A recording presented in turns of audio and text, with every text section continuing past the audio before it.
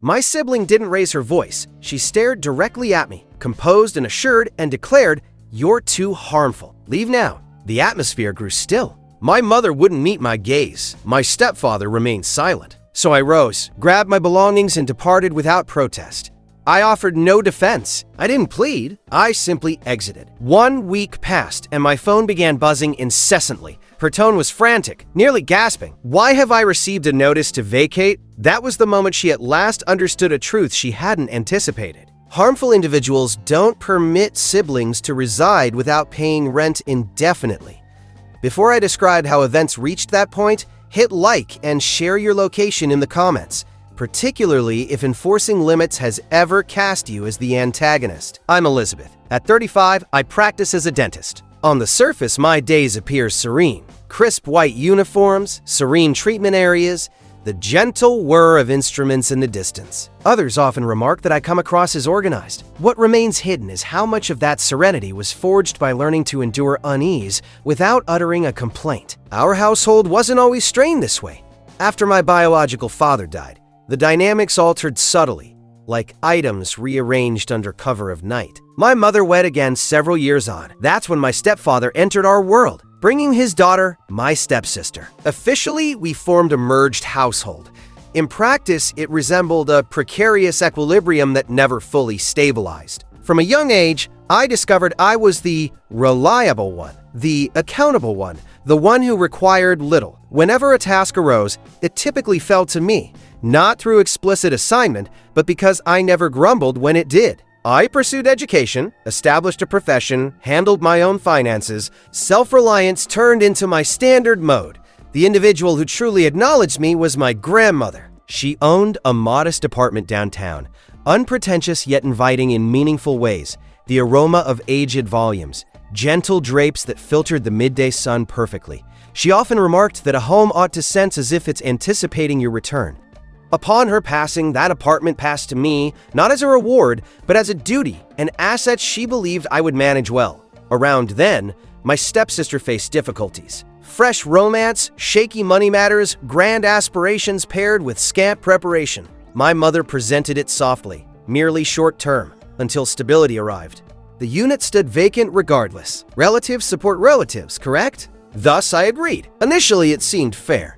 I wasn't reliant on rental earnings right away. I was handling my primary residence loan, monitoring dues, balancing routine costs. Allowing her to stay there without charge appeared compassionate. I convinced myself it was brief, perhaps under a year. Yet time elapsed, then additional periods. Discussions on deadlines grew ambiguous. Inquiries ceased resembling inquiries.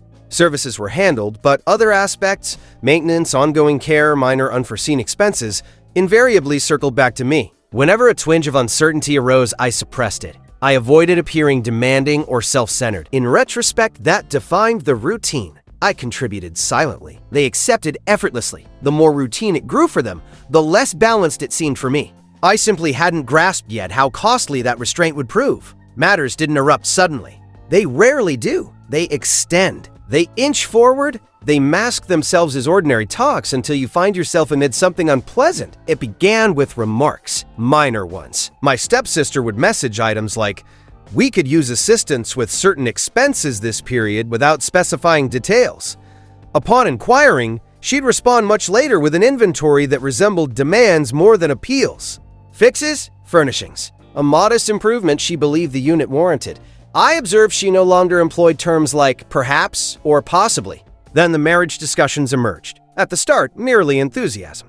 Location she favored, shades she contemplated. I paid attention, acknowledged, provided impartial feedback while cleaning between appointments at the office or idling in congestion following extended shifts. Subsequently, figures began surfacing in dialogue, presented casually, as if casual observations, not tangible burdens. Whenever I paused, my mother would intervene soothingly. "She's merely overwhelmed," she'd note. "Weddings can be intense." I assured myself I was overinterpreting the insistence. That nobody truly anticipated me bearing it all until the meal. My mother suggested I join them, claiming it would be pleasant to gather as kin. No hidden motive, purely connection.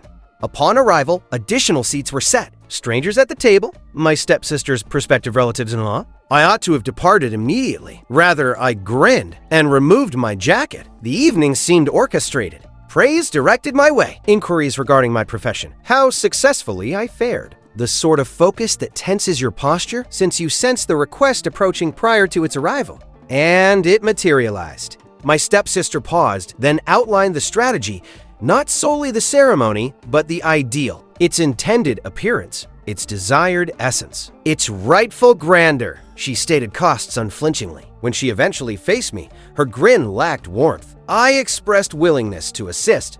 I clarified I simply couldn't assume full responsibility, that I possessed constraints. That's when the mood altered. She chuckled, not humorously, dismissively. A guest commented on how straightforward my situation must be. My stepfather added a reminder of familial aid I'd received through the years. My mother said nothing. That quiet resonated more than speech. I attempted clarification, steadily, cautiously. Then my stepsister reclined, folded her arms, and uttered it. "You're acting harmful." The term struck forcefully, as if timed precisely. As if designed to silence me, not foster dialogue. Glancing about, nobody challenged her. Nobody supported me. In that instant, I comprehended with absolute precision. This concerned dominance, not funds. And I was finished feigning ignorance. Sleep evaded me that evening. Not from rage, but from sudden comprehension. My mind replayed relentlessly. The grins, the directed dialogue, the hush after I was deemed the issue. That term echoed repeatedly, as if reshaping their perception of me. The following dawn, I followed my habits mechanically. Cleanse, brew, depart. My mirror image appeared unchanged, yet an internal change had occurred. I wasn't wavering anymore. I was resolute. For several days, contact ceased. No regret expressed, no continuation. Merely absence. The absence that forms when others presume you'll return independently, when they expect duration to erode your resolve. Instead, I began observing. I retrieved my journal and detailed my contributions. Dues paid. Charges covered, minor items accumulating. I wasn't unraveling. I wasn't scheming.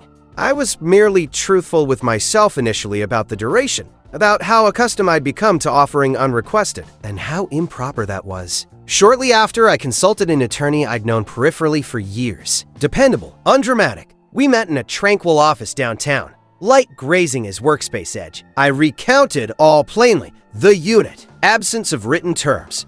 The meal, the term that concluded it. He heard, then affirmed. His advice was straightforward, evident. Reclaiming legal property wasn't improper. Procedures existed.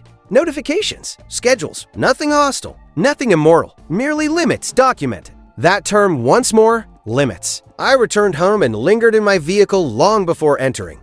The wheel felt chilly beneath my palms. I recalled my grandmother, how she'd entrusted me with the unit, how she maintained generosity shouldn't erode your self-worth. That evening, I contacted no one, sent no notes, announced nothing.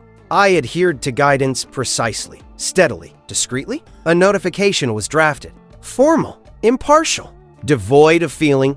Mailing it at the local post felt mundane, like sending a service bill, like concluding an overdue segment. I felt no elation. I felt grounded. And instinctively, I knew the hush would soon shatter. The initial ring arrived 3 days on. I was home, footwear discarded by entrance, warming remnants, as urban sounds filled the night. My device vibrated on the surface. Her identifier appeared, I ignored. It rang repeatedly, persistently. By acceptance, missed attempts piled like frantic repetition, fearing any break would collapse her foundation.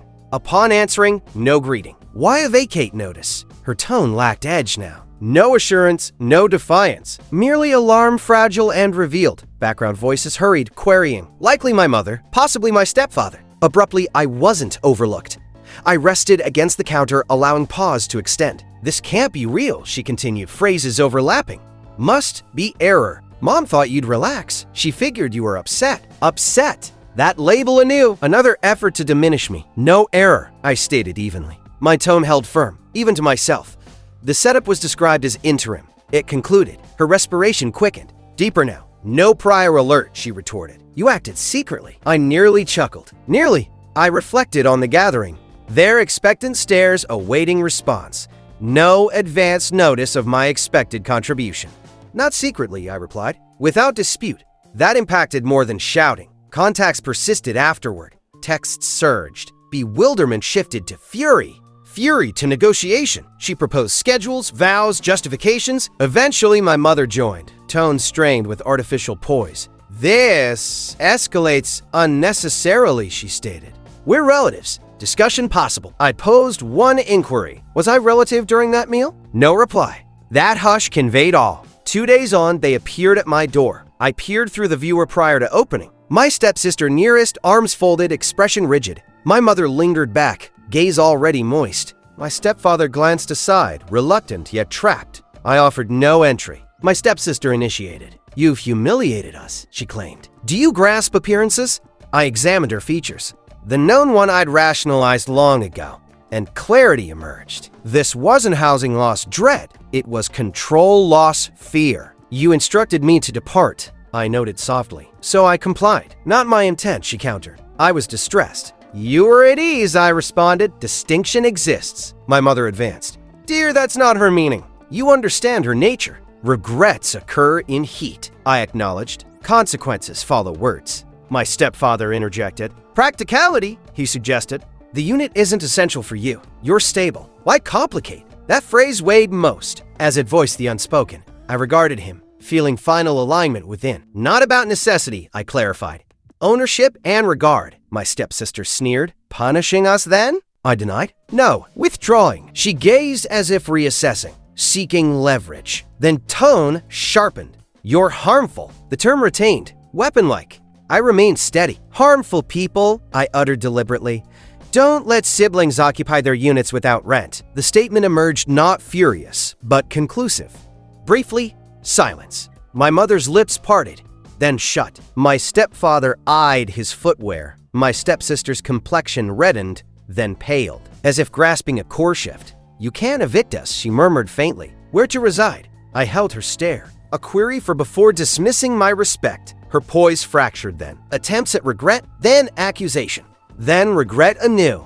Each seemed scripted, testing for effect. None succeeded. "Time per notice granted," I said. "No extra, no less." My mother touched my sleeve. I withdrew. Not harshness, I noted. A limit. They departed soon. Not theatrically, but subdued. The subdued after overreach recognition. Irreparable. Subsequent weeks flowed tranquilly. No further rings, no texts. Merely distance. On the last day, I avoided entry. I observed from opposite road, seated in vehicle as they packed containers. My stepsister evaded my view. My mother proceeded deliberately, as if burden finally registered. Upon completion, my stepsister approached, set keys on my hood. Her palm paused briefly, as if considering more. She refrained. They left without glance. No victory felt. Freedom did. The unit hushed post-departure. Not vacant hush, the hush that rests without rebound. I toured rooms gradually, noting overlooked details, marked surfaces, a wobbly door fitting, typical use narrating neutrally. I addressed necessities, minor fixes. New coat, undramatic. Soon, fresh occupants arrived, trustworthy, courteous. Dues arrived promptly, steady, straightforward. For the initial time, the unit embodied my grandmother's vision. Secure, not burdened. Contact from kin ceased. No regrets. No claims. The absence differed now, buoyant, as if I'd released a long-standing load unaware of its mass. I centered on my existence. Duties lightened. Nights extended. I began declining sans mental justification. That transformed much. I didn't forfeit kin that day. I shed the notion love demands self-diminishment. That release granted unprecedented calm. Long I bore the term harmful as a mark. Replaying the meal, I questioned if too resolute, too unyielding, too guarded of self. Households instill love via sacrifice measure. But I learned this eventually. When utility ends, entitlement-based individuals label with ethical-sounding terms. Harmful, greedy, cruel, not assessments. Objections, reactions to denied access, limits supplanting ease. I didn't ruin kin. I exited a position eroding me gradually. Existence is calmer now. Not void, but truthful. I allocate resources to nourishing elements over depleting. The resulting calm surpasses prior sought validation. If this tale resonates uncomfortably, no solidarity. Comment your location and the limit that altered your path. It could aid another's visibility. For additional true accounts of kin disloyalty, subtle retribution, and prioritizing self-regard, subscribe.